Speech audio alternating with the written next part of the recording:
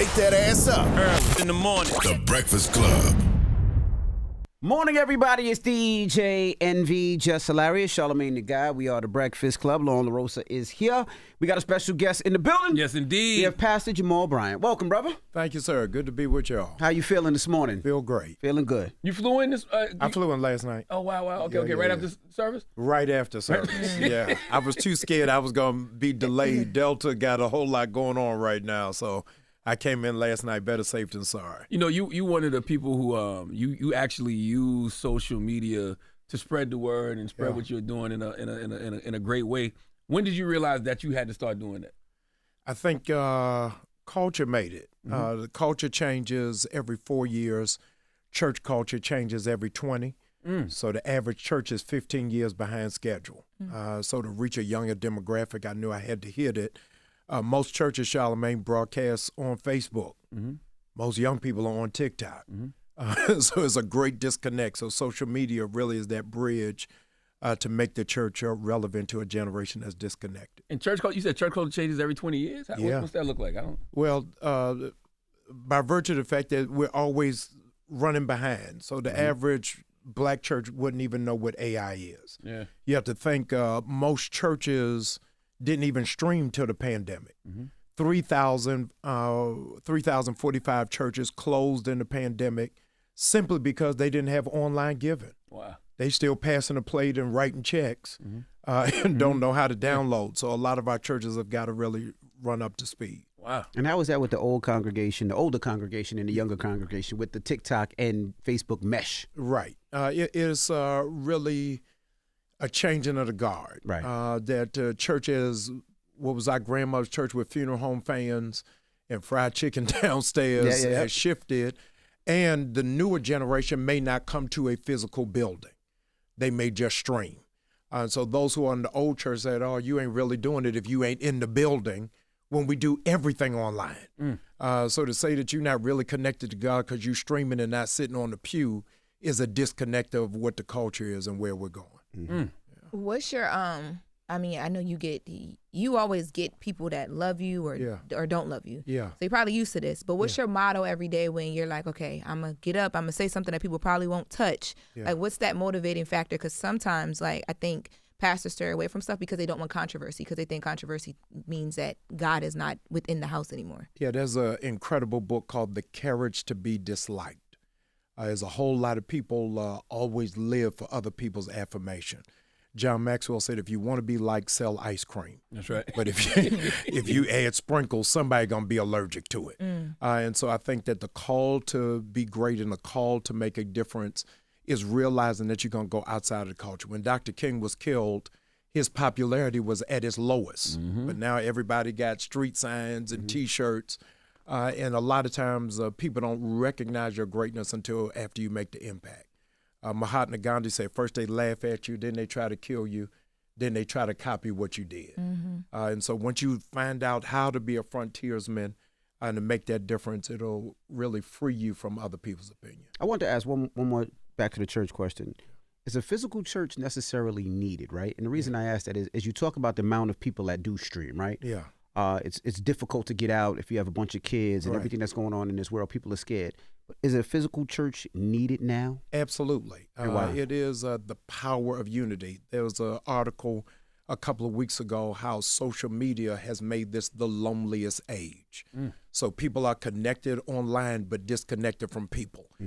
So a lot of people are depressed. A lot of people have anxiety. A lot of people have sleep disorder. A lot of people are confronting mental illness. But online, everything is up and we stuck. But I think that sense of community, that sense of connectedness is still necessary. Before we get into the Target fast, I want to talk about Jesse Waters from Fox News. Right? Yes. Jesse Waters said you was racist. Yes. Because you criticized black people who went to the White House for the Black History Month program. Right. What do you say to that? That he clearly doesn't know what racism is, because I wasn't talking about white people. I was talking about black people who having an identity crisis, who were in there cheering for Black History Month under an administration that wants to make it illegal. No federal agency could honor Black History Month, so for them to have a program was absolutely crazy. And all the more they raised up my picture, Charlamagne, after announcing who was the new FBI director.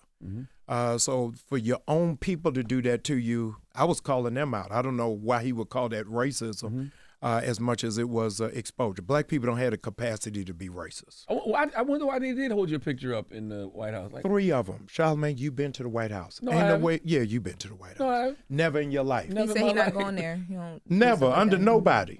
No. Oh, wow. I've been to the Vice President's house. Huh? I've been to the Vice President's house. Yeah, well, under Kamala. let's take the Vice President's house. Okay. You're not going in the Vice President's house with a picture or a sign, No. holding up no stick. You barely can get a backpack in there.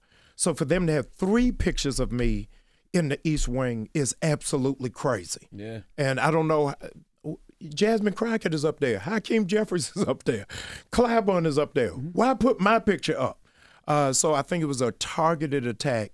And so for them to assume I wasn't going to say anything was outlandish. You did call him the spooks who sat by the door, though. Yes. But that's a good thing. Yeah. To be a spook who sat by the door. Yeah. In the context of the book.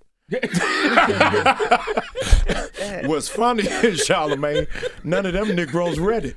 So they didn't even know what I was talking about until I also called him as a runaway slave. Yeah, that was which the is one a that good got him. thing. That's right, that's right, And that's they right. didn't even understand the context of it because they're lost in their own misery of delusion. You also said you reminded them that you ain't never scared. You Yes. reminded them you from the west side of Baltimore. Yes. And you told them if they got a problem, pull up on you. Has anybody reached out to you to have that conversation or whatever that pull up you thought was No, gonna they be? made videos. They don't have none of that in them. This was the society. This was the fraternity of Carlton Banks. None of them, none of them got that kind of DNA in them. So they all went on and did social media posts. I don't even know if they knew what that meant. They needed a hood interpreter, a hood whisperer to tell them what it is that meant. But they are so lost that they have that access to the president and didn't champion any of the needs of their own community. So while they're there celebrating Black History Month, they should have said to them, hey, if we're going to celebrate it, we can't ban the books that record it. Right. If we're going to celebrate it, then we can't penalize the public schools that want to teach it or fire the instructors who are really ambassadors for it. For them to have that access and that opportunity and not, in the words of Bishop Jakes, maximize the moment was just a waste. You from Baltimore. How come you don't say church pew? Did you? Listen. You been Like, out of why Baltimore not? for a minute? Tell everybody from Baltimore don't have that slang. Yeah. No, but I'm- they do. They be all saying it. Oh, yeah, no, I'm local and global. Okay. So I got out. But you got out, but it's still It's like, in me. period. Oh, yeah, it's a half and half with wings. Period. No, I got it all day long. I'm Baltimore through and through, but I spent time in Atlanta. I went to Morehouse. Then I went to Duke for grad school, and then I went back to Baltimore. Got you. And what's your relationship like with the Black pastors who were also working with President Trump? Because I know you called them out before too. Yeah. He was on their top. So is there is there a working relationship? Because I think you do make points that people should listen to, and they're there. Yes. No. It's Nikki Giovanni's ego tripping. A lot of people miss what the assignment is because they want the proximity of power without even really having the real access of it. And so it's got to go beyond what is the photo op or a handshake to say, oh, I know the president. But now that you know him, what are you going to do about it? And so I think that there's a common ground for us to be able to meet. But you've got to make sure that you don't sell your own people out in the process. To your point, that's why I never wanted to go to the White House. Because it's just like, for what? Like, I'm not going just for a photo op. If I'm not presenting anything or going with somebody who's presenting something, what's the point? I'm with you on the 50-yard line, but you represent too much people of influence who won't have that access. So when it is that you go there, this is an era, Charlamagne, where you would have more influence than any head of any civil rights organization. More people are listening to you, I don't want to call the names of organizations, than a lot of those organizations. Let's go a step further. We step outside of this room, go downstairs, and ask people who is the head of this organization, head of that. They have no idea. And so I think that you got to realize that the shaping of influence is different than the microphone that you would have entree to get into those spaces. Would you meet with Trump? I would meet with Trump, but I wouldn't go by myself. Gotcha. I wouldn't go by myself. I'd have to take some credible people with me. So one, hold me accountable so we can all say what happened in that meeting. And two, to make sure y'all ain't going to play me like Zelensky. Ain't no way in the world y'all gonna have all them cameras rolling and then say you ought to be grateful to be here and how come you ain't got a suit on? The Baltimore will come out there, huh? So you got to have Talks to you some like a level child, of right? accountability in it. Would you pray before you go in there? I pray before, I pray in there. I'd have a vial of my grandmother's oil in my pocket. Yeah. Oh no, all of that. But there's no way I would just go in there. How do you think Zelensky should have handled it? I think he did it. What this administration has shown us is diplomacy is no longer honored. That was an argument in the barbershop. That was not world leaders talking about the devastation of hundreds of thousands of lives. So I give him high commendation that the argument should not be whether he had a suit on. Is what are you going to do about innocent children being bombed, about seniors who are living out in the street? And the question that he should have said, why do y'all have suits on? When your people are fighting to get Medicaid, why y'all got suits on? When all of these students are getting ready to be robbed of scholarships from Pell Grants, why y'all got suits on? When the stock market is losing billions of dollars every day, everybody should be in overalls. So he should have flipped it, but I think he did it in as much decency and tact as he could. I want to ask you too, as a pastor, what makes you get involved in politics so much? Because I see a lot of pastors like to stay clear from that. Why do you like to get involved? Well, one, a lot of staying clear now because they don't know what this administration is going to do. This administration has already said that they want to take away 501c3s. They want to look at anybody who stands with Palestine as a terrorist organization. But I think that it's got to be revolution comes with inconvenience. To know that it goes against the prick and you got to stand on business. And to be a real prophet is not you get a car, you get a house, you get money. A real prophet biblically was to confront the king and say, you out of order. You're not doing this right. And I think that you're going to find a whole lot of people emerging, and there are people who are doing it. What has happened in the culture is we have confused notoriety with strength. The most powerful preachers in every major city don't have mega churches, but they're in the community doing the hard work, but they don't have press conferences. They don't know the governor. They don't know the mayor, but the people in the community they serve honor and respect them. That's real. Let's talk about the 40-day fast of Target. Yes. And this is something that you're trying to put into play, and why? I'm not trying. You are putting it into play, but why? So people are asking, why did we pick Target when Walmart out of order, McDonald's is out of order, John Deere's out of order, Bank of America's out of order, Amazon is out of order. Right. Is we wanted to go, the African proverb says, if you want to eat an elephant, do one piece at a time. So we picked Target first for several reasons. Number one, Target is headquartered in the same city George Floyd was killed. When George Floyd was killed, Target came out, made an announcement that they're going to invest $2 billion in the black business. $2 billion, drum roll, and it starts December of 2025. When Trump made the announcement January of 2025, they dishonored that commitment. So we wanted to hold them accountable because when they made the pledge, it had nothing to do with DEI. Secondly, I am embarrassed, Breakfast Club, to say to you, Negroes spend $12 million a day in Target. And I don't know any black business that amasses that much money in any singular day. Is it $12 million a day? A day. Number three, Target is on 27 college campuses and not one HBCU. Number four, outside of the federal government, Target is the largest employer of black people. There are 400,000 black people on payroll and don't honor us. So if we're giving that kind of money, that much human capital, and to not honor us, I think is dismally disrespected. And because they're publicly traded, we wanted to see what will happen in those 40 days that shows the data. This is the impact when black people walk away, and to share it with those sharecrops. So it will not just be 40 days, but every movement has to have a benchmark. It's got to have a strategy, and you got to have some data. Why are you calling it a fast and not a boycott? Yeah, I called it a fast because this was a call to the black church to become active. Something happened silently that scholars and historians are going to have to pay attention to. the rise of Black Lives Matter, Charlamagne, was the very first movement of civil rights for Black people that was not birthed out of the church. The very first civil rights movement that happened that didn't have a religious leader at the front.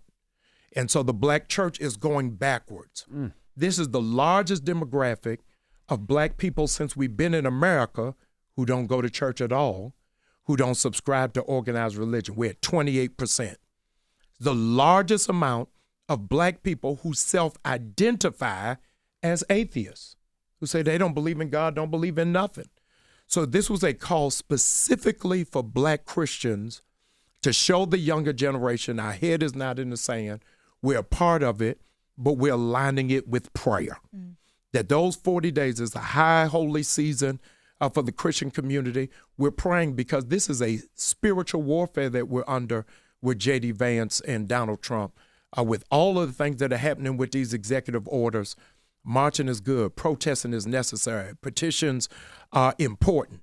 But if we don't bring a spiritual grounding to it, I think that we're going to miss it. During the Montgomery bus boycott, that last 381 days, what nobody talks about is for 381 days, every night they went back to the church for prayer.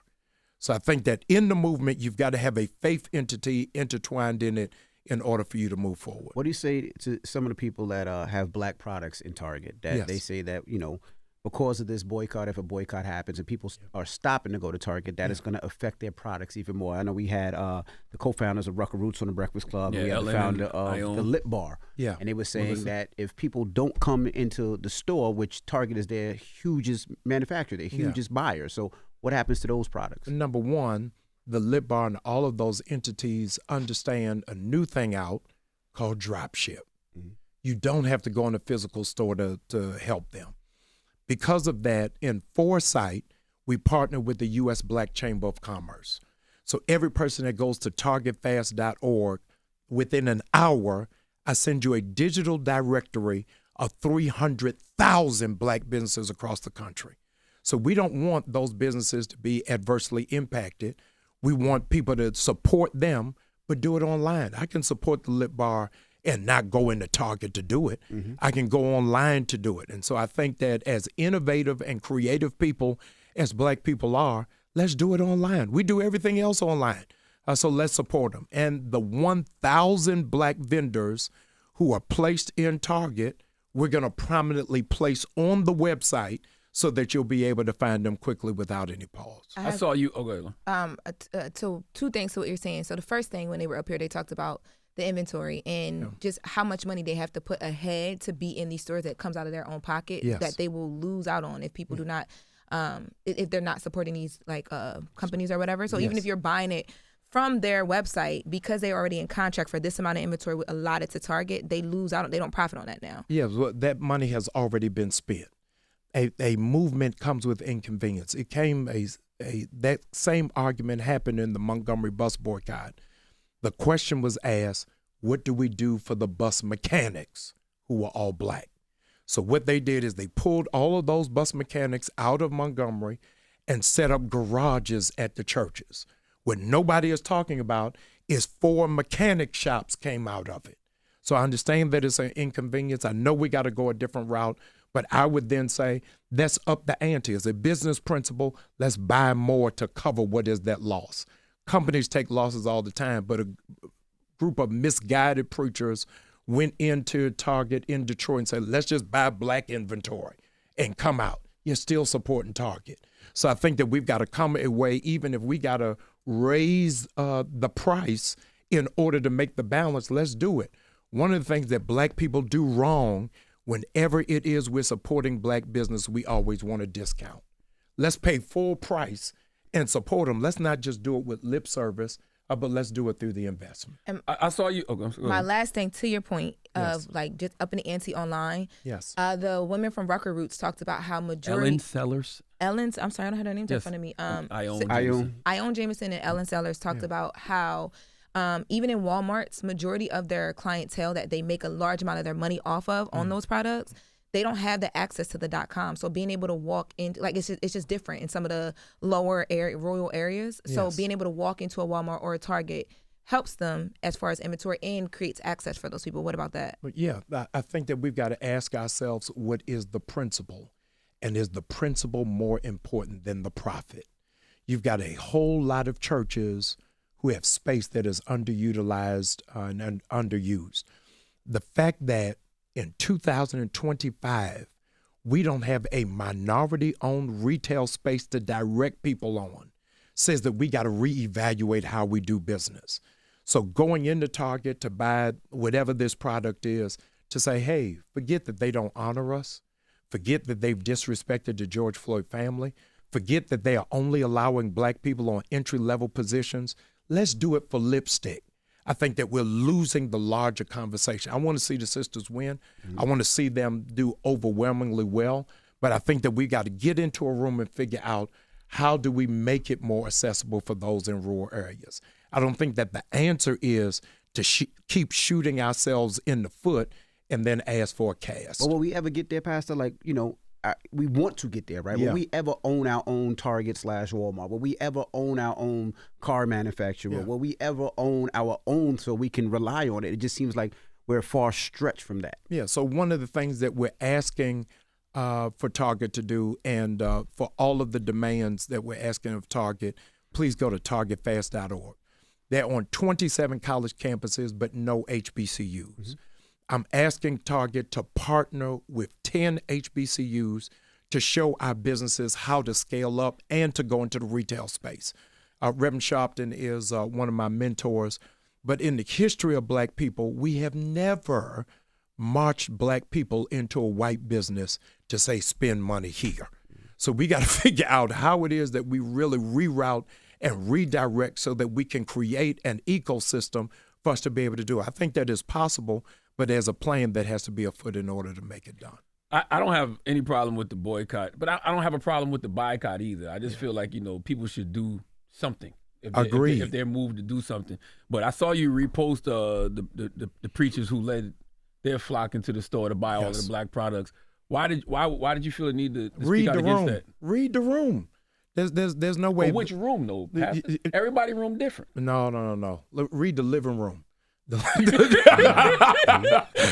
Japanese proverb said the best room in the house is the room for improvement. You'll notice that it caught on nowhere. Mm-hmm. Nobody thought that was a good idea except for those I heard pastors. a lot of people talking about a boycott. Yeah. In Target? Yeah. I heard a lot of people saying missed that memo. I heard a lot of people saying go in there and buy all the black products. Yeah, don't do that. Yeah, don't do that. I think that there's got to be a different way that we redirect. I think, to my sister's point, how do we support these businesses? Mm-hmm. To Envy's point, we don't have a major retailer, but we're the most creative people. Y'all done brought everybody in here. Master P got on from selling from the trunk of his car. Mm-hmm. So I think that we got to be innovative and put a think tank together. Say, Magic Johnson, you bought all these movie theaters.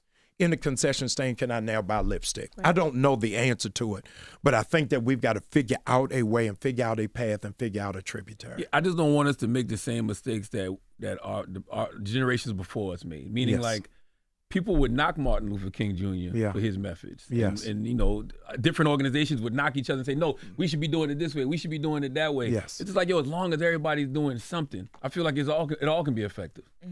In a sense, I'm going to meet you on the 50-yard line. Mm-hmm. If you got beef with somebody, me and you are friends, and you find out who you got beef with, I'm at dinner with. You're like, oh, man, I thought we was together. Oh, Charlamagne, don't worry about it. It was just cheesecake. Mm-hmm. We didn't even talk about you. Mm-hmm. You would look at me with a different kind of eye. Like, hey, man, if we in it together, how are you carousing with the person who is against me? And so I think that there's got to be a line in the sand of how it is that we stand without attacking each other. I think that's where the rubber hits the road. There can be many different paths. I spoke at a college last week in Michigan, and I asked them, who is the head of the LGBTQ movement? And all of these college students, nobody could answer it. And I said, do you all believe that LGBTQ has a movement? They said, yes. And I said, you don't know the head? I said, no. I said, that's the memo black people got to take. Have a movement without making one singular spokesperson. That what it is that we're doing can be rested on the back of the shoulder of one person being the leader. So the movement doesn't have to be Jess Sharpton or Jasmine Crockett or Maxine Waters, that all of us are moving towards that end, but it is not one entity against another. The reality is Malcolm X made Martin King a better leader because he questioned his philosophy and he had to defend it. And so I think one of the things that the Detroit pastors did made us sharpen the conversation as to why it is that we're not going. So it's not just a social media post or a rah-rah moment, but there's something really tangible for us to argue. To that point, I feel like Malcolm was wrong for that.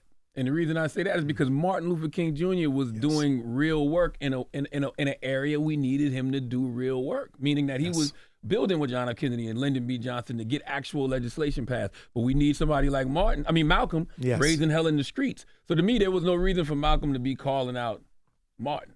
And vice versa. Yeah, I think it was calling out the philosophy. The students who are part of the civil rights movement, before they could protest, before they could demonstrate, they argued on the college campus with the professor. And they had to have practice. So if somebody spits on you, this is what you do. They try to pull you out from the lunch counter, this is what you do. The reality is we are no longer arguing philosophies.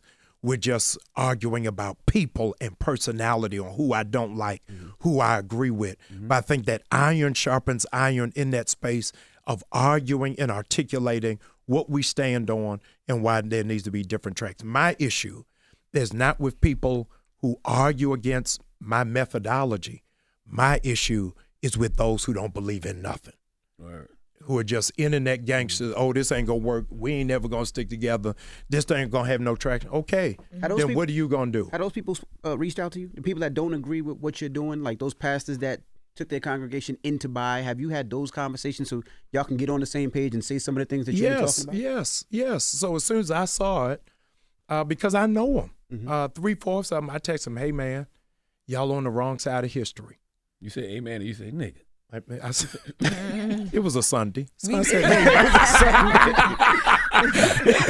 it was a Sunday. So I said, hey, man. Okay. I said, hey, man, you're on the wrong side of history. He texted me back and said, hey, this is what our thought process was. This is why it is that we did it. I said, it would have gone a whole lot further and better if you had the conversation before you went in there. So I went on a college campus to go speak in Detroit, Wayne State. I come out of lecturing and the press is there and says, what do you think about these pastors going to Target? I said, what pastors? What are you talking about? The reporter showed it to me on the phone. And so that's when I got in it. And I think that communication can solve a whole lot of issues on so many different levels, whether you're married or whether you go on political agendas. Silence is the worst thing that you can ever do. But when we learn how to talk to each other and discuss it, I understood where it is that they were coming from. Those pastors are now walking alongside us for the Target fast. Okay. But I think that communication is necessary. I also want to put on record that I think that it's good for black people to be in the Republican Party. I don't think all blacks should be Democrat. We need somebody else who is in there, but if you in there, you got to advocate for your people at the same time. I saw you say that Target has been trying to reach out to you. Yes. But you I don't want to talk to no diversity officer. I you may not have a job next week. Yeah. You reached out during Black History Month. I don't know if you're going to make it to St. Patrick's Day. So I need somebody who got some job security and got some influence to make a decision. I think this generation don't want symbolic wins. They want substantive strides. Right. And if you're just doing that to say we met, we talked, all the street credibility is gone. Right. I need somebody who can make a decision. And you got to ask, Envy, what's in the mind of a CEO that can lose $12 million a day and say, I'm not meeting? So the person that reached out to you felt had no influence? Yeah, not enough influence. Got you. Yeah, so you're going to send the black people out to talk to the black people. Black guy, go talk to the black guy. We'll see what your people settle mad about. Them down. Got you. Yeah, no. I need to talk to the CEO, or I need to talk to somebody who was on that board of Target, who can really help me understand where you are. And if you all are being punked by J.D. Vance and Trump, tell me that and let's figure out how we can walk alongside each other. But we know that's what it is. Yeah, that's what it is. But exactly tell me that. Yeah. When you so I know that in talking about meeting, eventually y'all want to have a conversation, or there is something scheduled, right? You guys will be meeting June 12th in Minneapolis.